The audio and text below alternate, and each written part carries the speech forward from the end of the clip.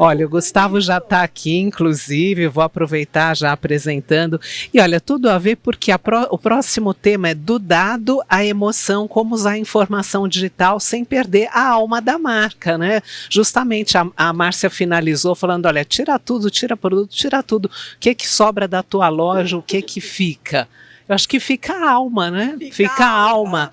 Então, já linkando aqui com a palestra do Gustavo e apresentando também o Gustavo brevemente, o Gustavo Chap CMO na JET, professor na Com School by Magalu, graduado em marketing há mais de 23 anos, focado no e-commerce, liderando projetos de transformação digital e na sua carteira de clientes atende cursos em company para empresas como Ambev, Bayer, Decathlon, Magazine Luiza, entre outras. Além de também lecionar, ele é articulista em diversas publicações do segmento, líder do comitê de e-commerce da ABRAD, Associação Brasileira de Agentes Digitais.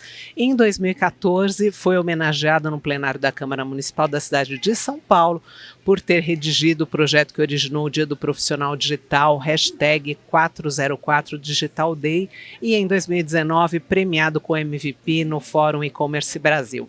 Bem-vindo. Vamos lá. Agora a palavra é sua. Desafio, né? Falar depois da Márcia, falar no último dia de evento e falar de algo que a hora que a gente vê, num primeiro momento, parece muito chato e, de fato, pode ser muito chato, mas pode ser o norte da mudança de flap da nossa marca. Uma das coisas que faltou na bio lá, e eu preciso atualizar essa bio é antiga, eu escrevi um livro, chama Neo Varejo, é um livro que veio de uma discussão que eu tenho com um amigo há tempos, ele também dá aula, ele é professor do MBA da USP, e a gente falava muito sobre varejo físico, varejo digital, os desafios, o que é esse novo varejo, e a gente condensou isso em 10 capítulos. O livro é da editora Senac, então foi aprovado pela editora Senac e tem prefácio do Caíto Maia. Eu trouxe 4 livros, a gente sorteou. Ela vai me passar o número, vai ser pelo número do fone de vocês aí, tá? Vamos começar. Eu vou passar a apresentação, que ela já me apresentou. A gente, há muito tempo, as pessoas falam que o dado é o novo petróleo, né? É o que está mudando, mas assim, eu trouxe esse conceito antigo. Por que é o novo petróleo? Porque petróleo é riqueza. E aí tem uma analogia. Ele de fato é o novo petróleo, porque o dado pode trazer muita riqueza. Quem tem propriedade de dados tem um patrimônio. Quem tem propriedade de dados atualizados tem mais patrimônio ainda, que é o que acontece, por exemplo, com o Google, né? Então, quando a gente olha lá, a gente fala, nossa, o Google tem tanta ferramenta gratuita, eu faço busca, eu uso Gmail gratuito. Ele está vasculhando a sua vida ali, porque a gente permanece logado. Quando você faz um login em algum app, alguma coisa, usando a sua conta do Google, é algo que é muito bom para a gente, né? A gente não precisa fazer nada, só aperta um botão, autoriza, fica sabendo que entrou, porque a gente recebe notificação. Mas o que ele está fazendo? Ele está lendo o seu hábito e ele está atualizando o que você precisa e as suas demandas. Isso é ouro, porque ele sabe exatamente o que ele vai oferecer para você. Há uns anos atrás, quem conhece o Rappi aí? Eu estou sem o cronômetro aqui. Quem conhece o Rappi? Quando o Rappi veio para o Brasil, o Rappi tinha que adquirir clientes. Para adquirir clientes, ele tinha que habituar as pessoas a usarem o aplicativo. E ele tinha que habituar a aderir estabelecimentos. O que a gente tinha naquele momento? O iFood, né? Então o iFood, o estabelecimento comprava o motoboy, o iFood era a plataforma de venda. Ele fazia uma vitrine para milhões de pessoas. O Rappi fez isso e começou a vender outras coisas. Foi o que o iFood fez também. Na pandemia, quando teve a pandemia, teve muita gente que foi trabalhar no iFood. E o iFood falou, se a gente começar a trazer esse bando de prestador de serviço aqui, a gente vai prejudicar os que estão aqui com a gente, porque vai dividir a demanda. A não ser que a gente passe a entregar farmácia, passe a entregar outras coisas. E eu tive uma conversa com o cara do Rappi, falei, mas qual que é o plano de vocês?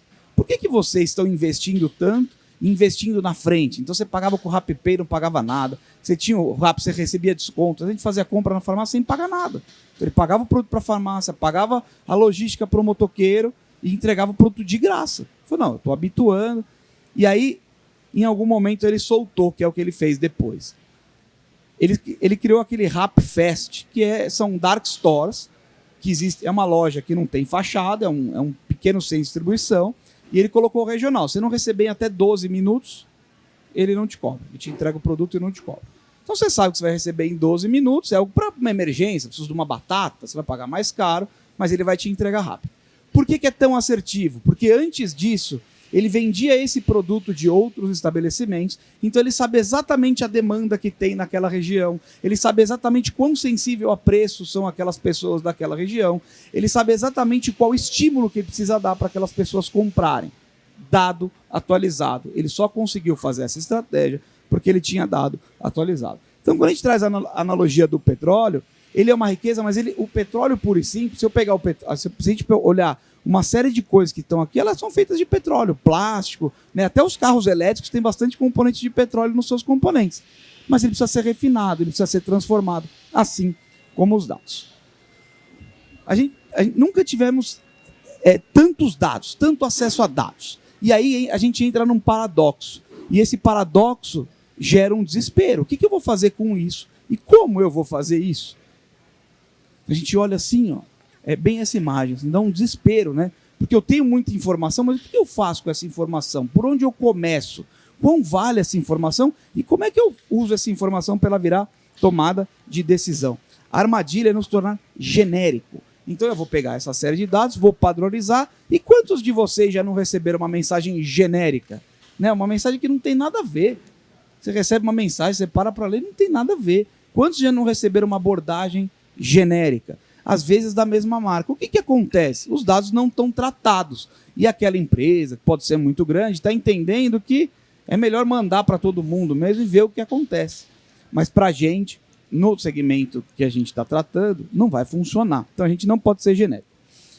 E tem muita gente também, e eu trabalho com tecnologia, e isso é um vício, tá? Porque a gente tem tecnologia para e-commerce, a gente tem uma série de integrações, e todo dia algum cliente nosso vê alguma coisa nova e fala: eu preciso disso porque eu vi em tal lugar, eu preciso disso porque isso é maravilhoso.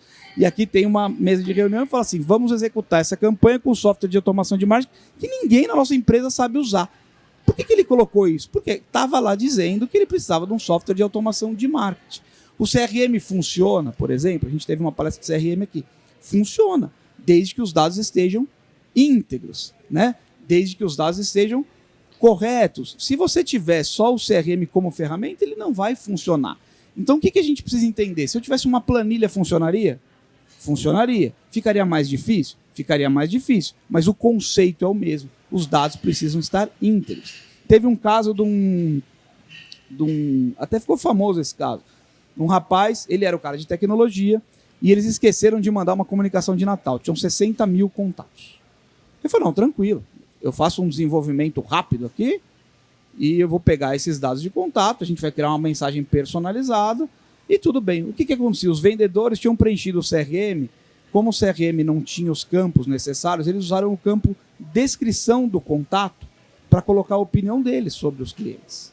Então tinha o caloteiro, tinha o chato, mas bom pagador, e os clientes receberam essas informações. Por que aconteceu isso? Porque ele fez a parte certa, só que ninguém foi lá e olhou e falou: eu não posso colocar o petróleo, o óleo preto no posto de gasolina, porque ninguém vai usar isso. Vai usar algo derivado disso. Eu preciso tratar os dados. E aí a gente vem num dilema que é opinião versus fato. Por que isso? Porque dado vai trazer fato. Opinião é feeling. A gente deve ignorar o feeling? De jeito nenhum. Tem um monte de gente que fala: não, eu vou tocando a vida, eu vou entendendo, eu tenho capacidade de análise. Mas se a gente tiver mais insumo, o feeling fica mais assertivo. Se a gente conseguir ter a leitura desse insumo, o feeling fica mais assertivo. Então, no modelo sem dados, é 100% feeling. É o que a gente chama de achismo. Se funcionar, é difícil. Está errado esse texto aqui, ó. Eu escrevi errado. Então eu vou corrigir para vocês. Vamos lá. Se funcionar, eu não sei porque funcionou. Se não funcionar, eu não sei porque não funcionou. E eu não consigo repetir, porque eu não vou identificar a causa. No modelo baseado em dados, as decisões são racionais. Então, aumentamos o faturamento anual, vendemos 20% a mais para a nossa base. O grande diferencial foi que tivemos a conversão na campanha de cashback. Cada venda teve um custo de marketing de tanto. Vale ou não vale a pena? É algo que eu estou olhando e estou pegando esses dados para fazer uma entrega de qualidade.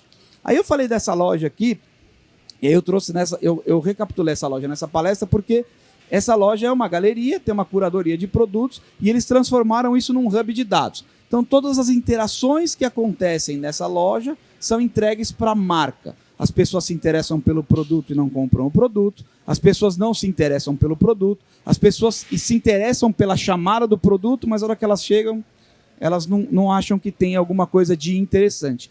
Tempo de permanência, conversão, pergunta sobre aquele determinado produto, tudo é considerado para saber se a abordagem está certa. E aí, principalmente, quando a gente faz uma ação, a gente cai num vício de ser binário. Deu certo ou deu errado.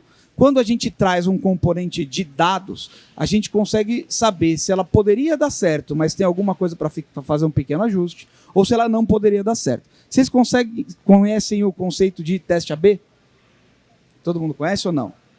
Teste AB é o seguinte, na tecnologia a gente usa muito. Então imagina que eu tenho lá uma página de produto no e-commerce e o botão é vermelho. Aí eu coloco o botão vermelho. Aí eu crio uma outra página igualzinha e coloco o botão verde. Aí eu descubro qual converte melhor. É o verde? Vai para o verde. Aí eu pego essa página do botão verde e aumento o preço e mudo a ordem do preço. Então eu coloco que o preço com desconto em destaque e na outra não. Aí eu vou vendo o que mais converte. Isso é decisão baseada em dados. É um conceito muito simples. O que eu não posso fazer? Eu não posso mudar mais de uma coisa. Porque se eu mudar mais de uma coisa, eu não vou saber o que deu certo e o que deu errado. O verdadeiro sucesso reside no equilíbrio entre data-driven e human-centered marketing. Ou seja, eu vou colocar o humano no centro da estratégia, mas eu vou fazer isso baseado em informações reais, em dados que esse cliente vai trazer. E tem um conceito interessante aqui, ó. Dados são a voz silenciosa do consumidor. Ele não está te falando, mas ele está te demonstrando. É a mesma coisa que quando você pergunta para alguém, está tudo bem? A pessoa fala, está tudo bem, mas você olha que ele está com a cara de preocupado. Aquilo é uma mensagem silenciosa. Quando a gente parte para dados, é uma mensagem silenciosa. Ele não está dizendo, mas se ele parou de comprar com você na frequência que ele comprava, algum recado ele tem que dar, né? A gente tem um relatório nativo na plataforma que é um conceito que chama RFM, que é Recência, Frequência e Monetário. O que é aquilo? A gente analisa todos os clientes de determinada loja e fala quais clientes são clientes fidelizados. Quais clientes são clientes campeões, ou seja, aqueles que não compram com desconto, que compram a melhor, compram com frequência, que pagam um ticket maior. E quais que a gente está prestes a perder desses clientes. Por quê? Porque ele comprava numa frequência tal, parou de comprar, ele comprava um ticket tal e diminuiu. E dado, a gente tem que tomar muito cuidado. A gente tinha um cliente que vendia cadeiras, ele era o maior e-commerce de cadeiras do Brasil, e as cadeiras eram compradas da China, ou seja, o pedido ele tinha que fazer 7 meses antes. Então tinha que ter uma preditividade.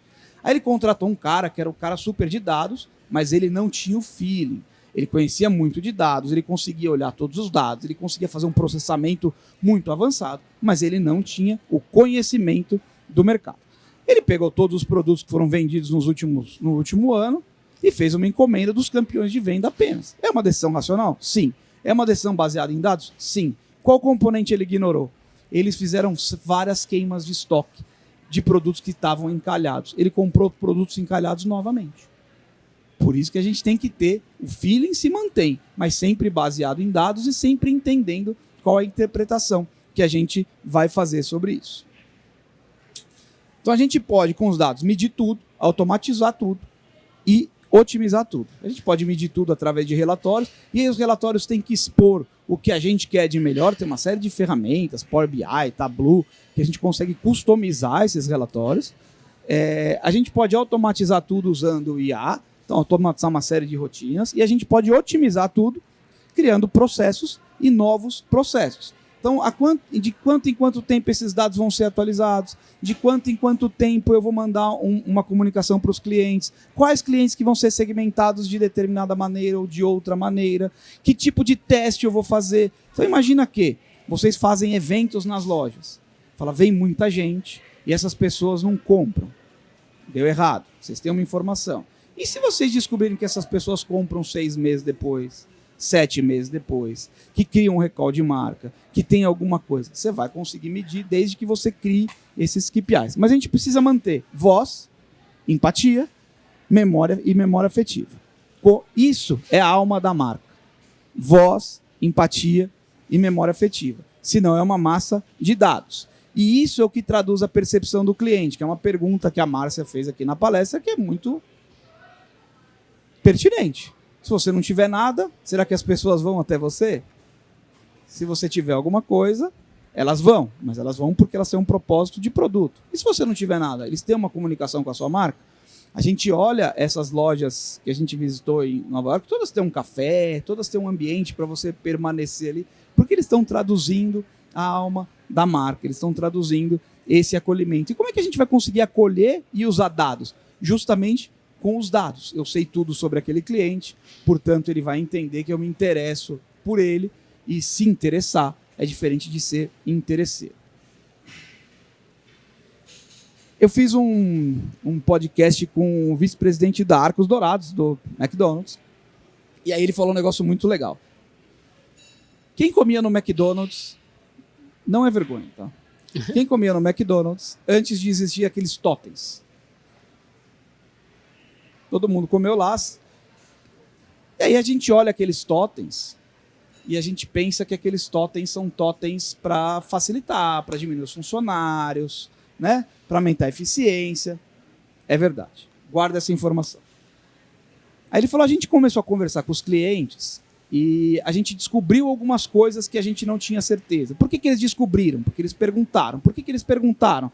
Porque eles queriam ter mais informações, ou seja, mais dados sobre aqueles clientes. Dados no caso deles, motivação de compra, o que agrada, o que não agrada, porque às vezes tem algo que não agrada ao cliente, mas não é suficiente para ele deixar de comprar. E a gente ignora. Fala, não, tá tudo bem. Mas isso é um machucadinho, né? É aquele calo no pé. Uma hora o sapato não vai caber. E ele falou, não, a gente conversa com os funcionários e a gente perguntou sobre o uniforme. Então começa no público interno. E eles falaram que as pessoas que conversam com o cliente, eles não queriam usar o boné. E o boné era uma coisa que facilitava, porque dava um caráter de higiene, tirava o cabelo. Ele falou, por quê? Porque quando eles abaixam para pegar alguma informação, pode ser até o pagamento, eles perdem o contato visual. E isso incomoda. Incomoda eles e incomoda o cliente. Quebra a relação de confiança. Tiraram o chapéu. Então tomaram uma medida baseada numa percepção que só quem tinha informação é quem estava na ponta. Validaram essa informação com o cliente e tiraram os bonés. Agora vamos falar dos totens. Eles mudaram tudo, impulsionado por uma demanda de um público nova, de um público fidelizado. O que é uma demanda? Isso é importante dos dados também. A gente vai descobrir coisas sobre alguém que nos adora. É a mesma coisa. Quando a gente tem um relacionamento de longo prazo, pode ser com um amigo, pode ser um relacionamento amoroso, pode ser um casamento. As pessoas vão mudando ao longo do tempo. E a gente vai atualizando o nosso contrato de amizade ou de matrimônio. Né? Ele não gostava disso, agora gosta. Isso não era prioridade, agora é. O cliente fidelizado também tem esse comportamento. Ele adora você, ele gosta de você. Ele não vai deixar você por outra loja, mas ele pode estar menos contente do que você acha. Então a gente ia ao McDonald's e os sanduíches eram padrão, lembra disso? A base deles é o sanduíche ser padrão. Então o X-salada tem um alface, tem um hambúrguer, um queijo e um pão do mesmo jeito. Passou um tempo, começaram a surgir os sanduíches especiais, porque esse novo consumidor, mesmo público fidelizado, fala, eu quero tirar a cebola, eu quero colocar mais um queijo, eu quero colocar mais um hambúrguer. Como é que era o processo do McDonald's e por isso que eles colocaram os totens? Os sanduíches eram feitos com base em dado de demanda. Então, em tal horário, são consumidos em média tantos Big Macs. Eu já vou deixar os Big Macs prontos dentro de uma estufa. A hora que você pede, fast food, está dentro do conceito. Ele te entrega o Big Mac, beleza? Desse jeito, ele quebra o processo. Eu quero colocar um queijo a mais no Big Mac. Aí tem que ir lá fazer um Big Mac novo. O das outras pessoas do pedido está sendo feito. A resposta do cliente, e aí a interpretação de dados, e a pergunta certa que a gente precisa fazer para o cliente. Vocês gostam do McDonald's? Nós amamos o McDonald's. O McDonald's é que não nos ama. Por que o McDonald's não ama vocês? Porque ele não está olhando para a minha demanda. Eu quero colocar mais um queijo. Se eu coloco mais um queijo e estou comendo com alguém que não coloca um queijo, o lanche dele chega mais rápido. Aí ou eu peço sem o queijo a mais que eu gostaria, o lanche vai chegar mais rápido, mas não é o que eu quero, ou eu como atrasado. E deixa de ser fast food, que é o que eu vim buscar aqui.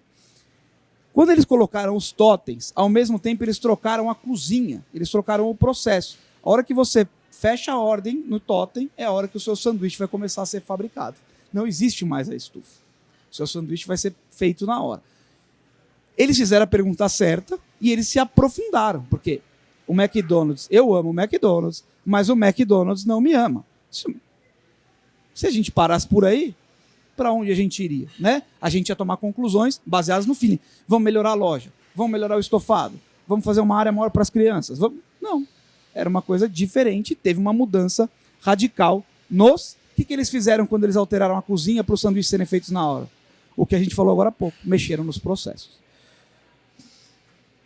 Então a gente precisa pilotar os dados, né? A gente vai ter acesso a muito dado, mas precisa pilotar os dados para não acontecer o que aconteceu com o camarada das cadeiras. Os dados vão proporcionar escala, precisão e velocidade. Além disso, eles podem trazer previsibilidade. Usando dados, a gente pode criar significado, construir vínculo, gerar pertencimento. Vou voltar, Tatiana. Gerar pertencimento. Por quê? Porque eu tenho mais informações. Se eu tenho mais informações, eu sei quais são as prioridades daquele cliente. Isso é o mais importante. Quando a gente fala de construir a alma da marca, eu preciso saber o que tem valor para aquele cliente. Porque o que tem valor para um, às vezes não tem valor para outro, né?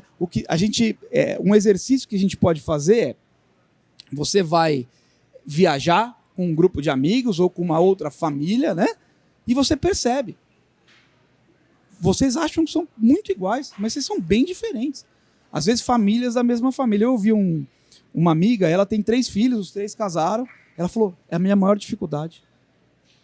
Eu criei meus filhos de um jeito e agora eu tenho que lidar com 3 famílias com hábitos completamente diferentes. Eu tenho que lidar com grupos de netos com hábitos e anseios completamente diferentes.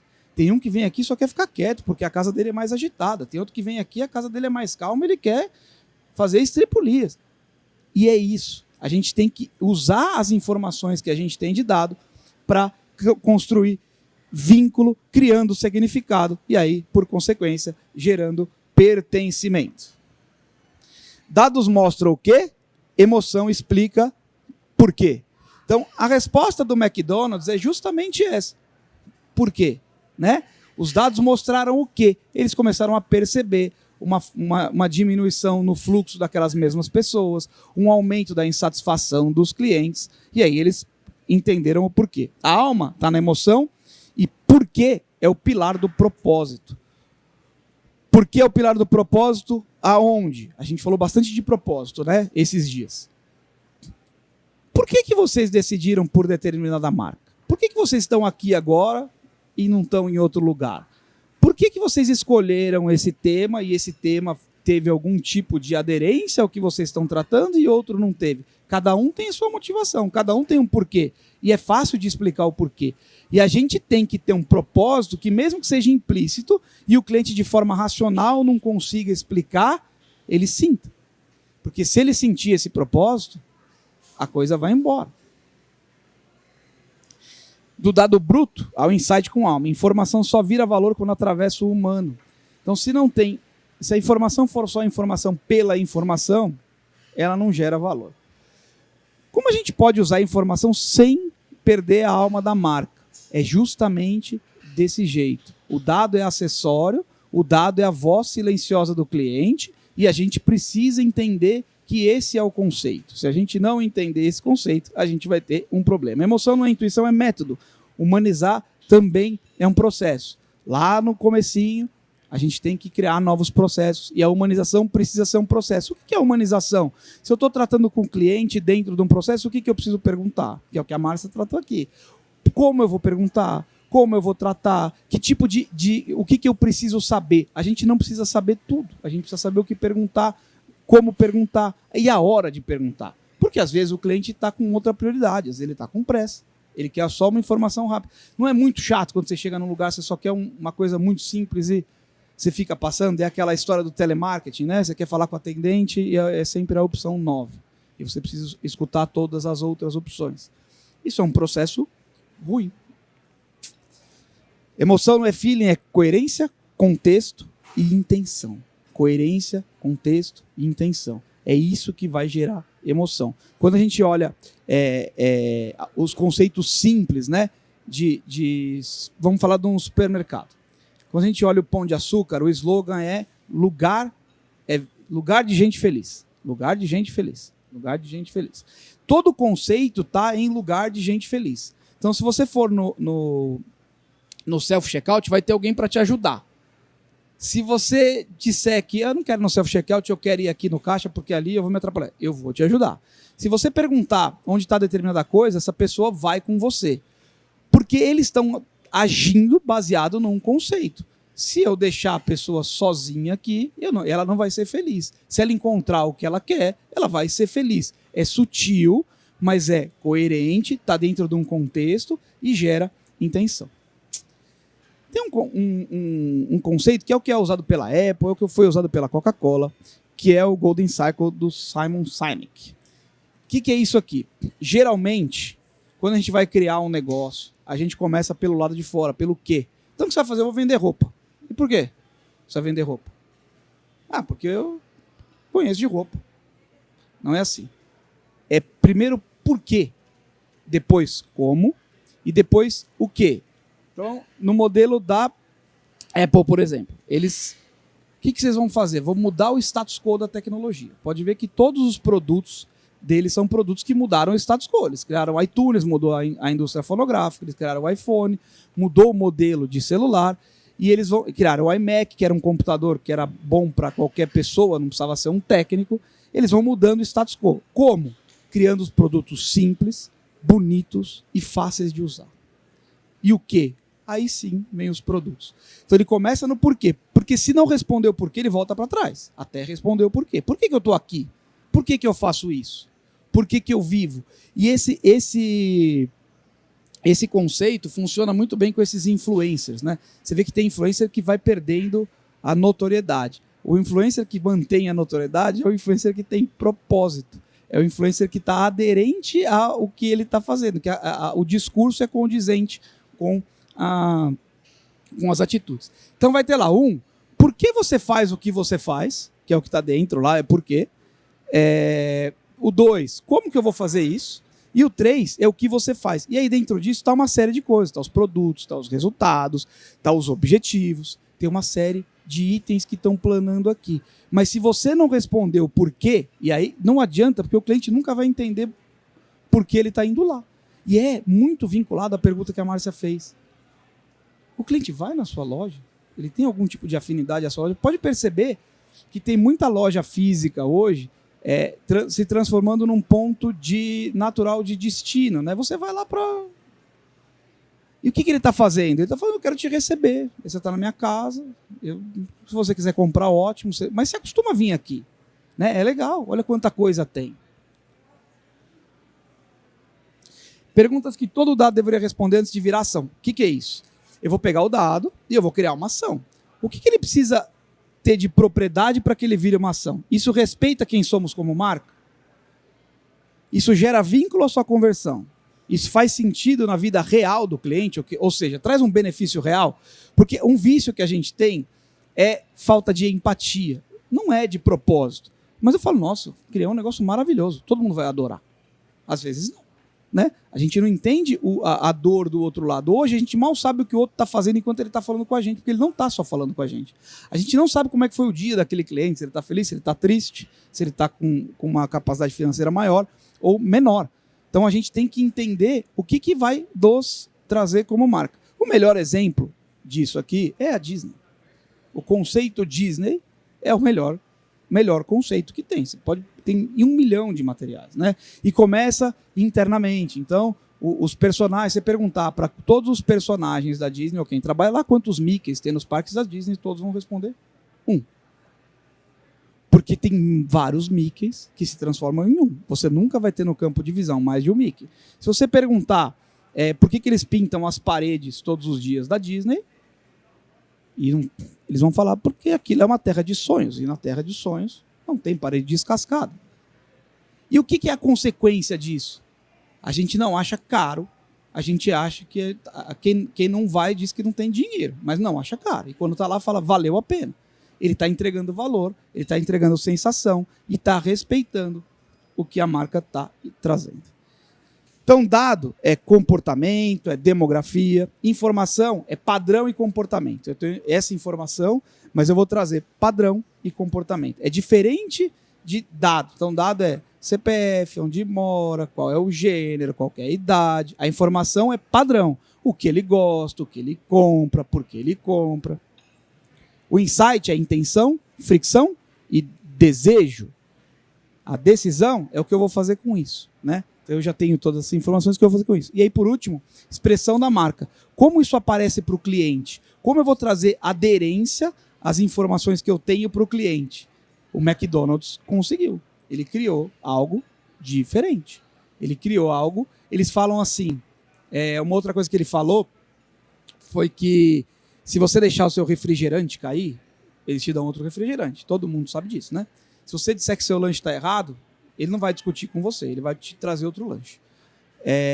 Eu falei, mas por quê? Ele falou, a gente pensou das crianças para os pais.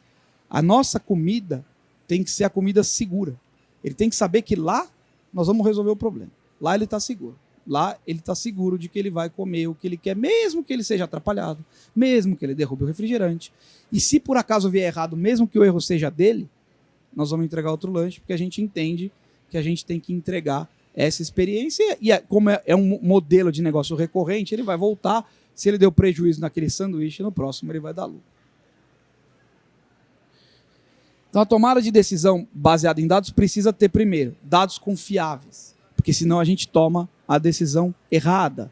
Depois, interpretação humana. Não adianta ter dado se não tem interpretação humana. É o que aconteceu com as cadeiras. Não tem interpretação humana. É tomada uma decisão baseada em dados, mas para o rumo errado, né? É a mesma coisa quando a gente coloca o Waze ou o Google Maps nos nossos carros. A primeira coisa que a gente faz é colocar o destino. Aí ele tem uma série de coisas lá. Olha como é tudo vinculado a dados. Você quer evitar as maiores avenidas? Você quer o trajeto mais rápido ou você quer o trajeto pelas vias principais? Ele vai te perguntando isso para te entregar um resultado da melhor experiência. Se você não escolher, ele vai tentar entender o que você quer e todos vão levar ao mesmo destino. Mas ele precisa entender, para você a prioridade é ir mais rápido ou ir pelas vias principais? A prioridade é evitar áreas de trânsito ou você topa enfrentar um trânsito durante um tempo?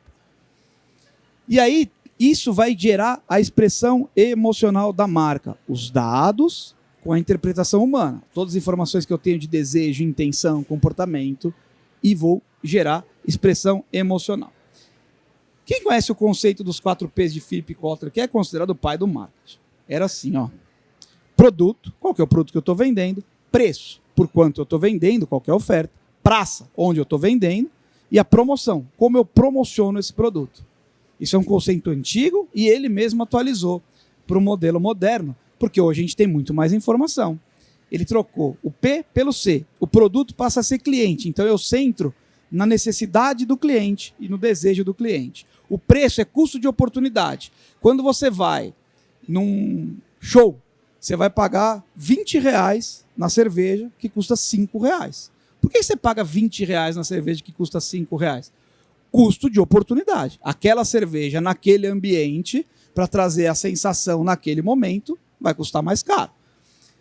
Praça é conveniência. Então eu não interessa mais onde eu estou, interessa que eu sirva ao cliente. A gente tem muita experiência híbrida de varejo de serviço, né? Então tem as clínicas de estética, tem as clínicas de depilação. O que a gente faz no online? A gente agenda. Por que a gente agenda e pega a disponibilidade? A gente agenda e pega a disponibilidade porque a gente não pode perder tempo. É uma jornada híbrida. O que ele está entregando? Uma experiência física, praça e com conveniência. Qual a pergunta que esses serviços fazem quando eles têm uma grande rede de lojas? Onde você está para eu te apresentar as opções mais perto de você. Você pode falar assim, não, eu estou... É uma informação que ele não tem, porque ele tem seu endereço. Eu estou... Eu estou no Jardins, mas esses dias eu vou ter um evento no Transamérica Expo. Então, se fosse lá perto do Transamérica Expo, seria melhor. Ele vai absorver esse dado. Aí ele vai entender que no outro dia você não está no Transamérica Expo, você está num lugar totalmente diferente. Ele vai entender que o Transamérica Expo não é um padrão. Agora, eu estou hoje no trabalho, que é em tal lugar. Ele vai colocar 2 endereços no seu cadastro e ele vai começar a comunicar coisas que são boas para você. Então, conveniência. E por último, comunicação. A promoção era unilateral. Custa tanto, essas são as condições, venha. Não era assim? Agora não, é comunicação ida e volta. Você convida, você recebe o feedback, você entende porque o cliente vai ou não vai, ele age ou não age, e aí você continua. Então, dentro daquela pirâmide lá, ó, a gente não pode inverter a ordem, tá? Por isso que tem dados confiáveis, interpretação humana e expressão emocional da marca. É de baixo para cima mesmo. Então a gente começa ali, ó, a base. Por que ele é de baixo para cima? Porque eu preciso ter a base para criar os alicerces. Eu não consigo fazer o segundo andar sem ter o primeiro, não consigo fazer o terceiro sem ter o segundo. Então, primeiro, dados confiáveis. Se os dados não estiverem confiáveis, a interpretação vai ser errônea.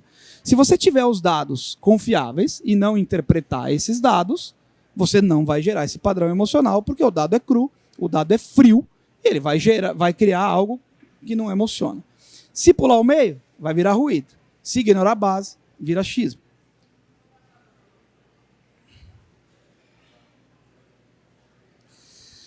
Então tem aqui um diagrama aqui para a gente ter uma ideia assim, do que a gente pode fazer. Tá? Então eu vou pegar os dados, vamos supor que eles sejam confiáveis. Vou entender o conceito, o contexto, e vou definir os KPIs, ou seja, eu vou definir os pontos de análise. Acontece com a gente lá, tá? Eu comecei um negócio e eu vendi tanto. Aí você fala, nossa, mas é muito pouco perto do que você vende fisicamente, por exemplo, né? Mas qual que é o seu objetivo? Meu objetivo é vender para X clientes nesse tempo, porque eu fiz um investimento de tanto. Meu objetivo é saber vender para esses primeiros clientes e falar com esses clientes para entender a motivação, para ver se é replicável. Você vai definir os KPIs. Depois, você vai visualizar. Você vai utilizar os dados de performance para ter indicador de tendência, né? Então, você definiu se está dando certo. O faturamento foi beleza, a gente vendeu, mas a gente vendeu para menos clientes do que eu queria vender. Então, o ticket aumentou, vendeu para menos clientes. É uma tendência. Por que isso aconteceu? Eu vou replanejar e vou tentar vender para mais clientes, porque eu preciso de uma amostragem maior. O que eu vou fazer para vender? Posso fazer uma promoção, não vou ganhar dinheiro, mas eu vou ter um entendimento e uma massa maior de dados. Depois, 4, a gente vai criar um plano de ação. 5, priorizar decisões. Eu vou criar o próprio modelo de priorização. 6, eu vou executar, quer dizer, eu vou utilizar os KPIs como base. 7, analisa os resultados, volta. E aí a gente faz um loop de aprendizado. Vai ficando cada vez melhor, vai ficando cada vez mais assertivo. Não vai vencer quem tem mais dados, mas quem souber transformar informação em significado. Quem consegue... Qual que é o maior exemplo? Quem nunca falou alguma coisa e começou a aparecer propaganda sobre aquilo? Quem nunca não tratava daquele tema e de repente começa a aparecer informação sobre aquilo? É alguém ali está tratando esses dados de maneira assertiva. Falou, opa, toda vez que eu ouvir uma palavra XPTO, eu vou entregar algo relacionado. Foi criado um processo. E aí você analisa se aquilo dá certo, né? Eu mandei isso 5 segundos depois, não deu certo. Eu mandei isso 1 hora depois, funcionou. Isso é muito usado nas campanhas de cashback, né? O cashback virou uma febre. Então você vai lá, compra, tem o cashback. Aí muita gente errava no planejamento da campanha de cashback. Eu comprei 1.000 e eu tenho R$50 de cashback desde que eu compre mais de 300. É uma regra. Beleza. Eu comprei 1.000, o cara já me oferecia para comprar de novo. É o certo? Dependendo do negócio, é o certo. Dependendo do negócio, não é o certo. Se é um lugar que o cliente compra e ele poderia comprar mais, pode ser um incentivador. Se é um lugar onde o cliente compra pensando melhor e ele acabou de comprar, ele não vai comprar de novo. Quem que está aí? É humano. Tem certo e errado? Não, tem o certo para a sua empresa e é por isso que é tão importante a gente participar. No luxo, os dados vão orientar, mas a emoção vai decidir. É a alma que transforma uma compra em algo inesquecível. E é isso que a gente precisa entender. Isso foi transformado em algo inesquecível, né? E como é que a gente usa exemplos do nosso dia a dia para tentar trazer para o nosso negócio? Quando tem uma prestação de serviço, quando a gente contrata um prestador de serviço, para o que for, né? Pode ser um guia turístico, pode ser alguém que vai fazer um personal trainer, qualquer prestador de serviço. O que ele tem ali? A conexão com você e a sua confiança, que você está passando informações confidenciais para ele, você está passando os seus objetivos de vida e quão cuidado ele tem com você é o que vai fazer a experiência com ele ser inesquecível. Isso é do dia a dia. Então, você fala assim, ele nem prestou atenção no que eu falei, ele me prometeu um resultado que não dá, ele me indicou um profissional que nem conhece ele não teve esse cuidado, portanto, não vai ser inesquecível. Nós estamos utilizando essas informações para criar experiências inesquecíveis? Então, para a gente resumir, estamos terminando.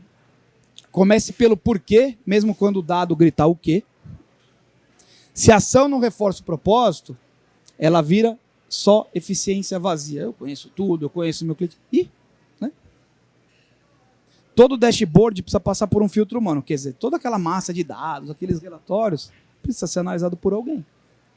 Se não passar nesse filtro, não executa. Mesmo que os KPIs sejam lindos.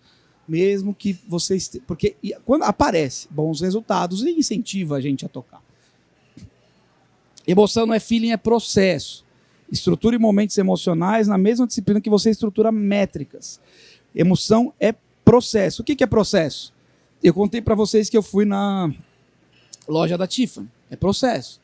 O cliente, eu cheguei lá, falei, ele não mostrou nenhum produto, ele me levou no café, ele me mostrou, foi fazendo a passagem pela loja, ele fez um roteiro para passar pela loja, ele não parava em lugar nenhum, ele só comentava, não, aqui é a área de não sei o quê, aqui é a área de não sei o quê, aqui é a área de customizados. Aquilo é um processo para me emocionar. Se você for na loja do Harry Potter, eles têm um processo para te emocionar. Você vai andando pelos ambientes, para quem é fã, ele vai soltando sons vinculados ao ambiente. Ele vai te falando coisas como... a gente tem não sei quantos milhões de varinhas, e desses milhões de varinhas, só tem 2 ou 3 que são exclusivas aqui nos Estados Unidos, tem uma que é exclusiva aqui. Quando você vai num parque da Universal e vários ambientes do Harry Potter, você pode comprar uma varinha que faz mágica, custa $90. E a gente tem uma moeda fraca, você vai achar caro, fala, vou comprar um negócio que custa $90, vai usar 2 dias. Quanto custa a carinha do seu filho fazendo mágica? Movendo coisas com uma varinha, entrando no mundo dos sonhos. Isso tem valor, mas essa emoção foi criada com um método. Eles criaram esses ambientes. Os ambientes de venda da varinha são sempre perto do ambiente onde as pessoas podem usar a varinha. Então você vê aquilo funcionando e você cria desejo. Isso foi planejado meticulosamente. Não pule a camada de interpretação. A mágica acontece no meio, onde alguém conecta comportamento, intenção e significado. No fim, marcas não competem por atenção, competem por significado. A gente falou, né, de TikTok Shop na terça-feira e a atenção concentrada do TikTok gerada pelo algoritmo é ouro, é o que está todo mundo buscando, né? As pessoas não prestam atenção em nada, se ela está prestando atenção em você, isso vale muito. Mas a atenção, se não gerar significado, não adianta nada, ou seja, eu perdi meu tempo, porque eu fui lá e não me agregou nada. Dados escalam, emoção fideliza, marca vive da combinação dos dois. Obrigado, pessoal. Espero que vocês tenham gostado. Vocês foram resistentes. É difícil mesmo, tá todo mundo cansado. Como é que ficou os livros? Estão aqui. Tá aqui? Aqui ao Você lado. que não, aqui, ó. Vamos lá. Tem uns nomes aí. Vamos ver se tá todo mundo aí ainda. Enéas. Ali, Vem cá. ó, que bom, ótimo, sortudo, Enéas, é o primeiro a Cosme. receber o livro. O seu Cosme? Que legal. Olha, parabéns, estava sentado aqui Cosme pertinho ficou da aqui, ó, olho no olho. gente. Obrigado, viu, cara? Obrigado por ter assistido. E tem mais Isabel algum? Ferraz, tem mais 2. Tem mais Isabel. 2. Isabel, olha, lembrando que quem não estava desde o início, é o livro aqui, Samile. Samile de Sá. Isabel, obrigado. Samile, você? Você? Boa. Obrigado. Livro escrito pelo Gustavo. Finalizamos? Obrigado, pessoal. Missão cumprida. Obrigado, Alguém Felipe, tem alguma de novo. pergunta? Queira fazer? Bom, de qualquer forma, o Gustavo está aqui ainda nesses minutinhos finais. Mais uma vez, super obrigada. Gustavo sempre trazendo durante essa semana que nós tivemos aqui a jornada digital e colaborou com o IBGM, com a FENINJA, trazendo todos esses temas de transformação digital. Então, super obrigada mais uma vez.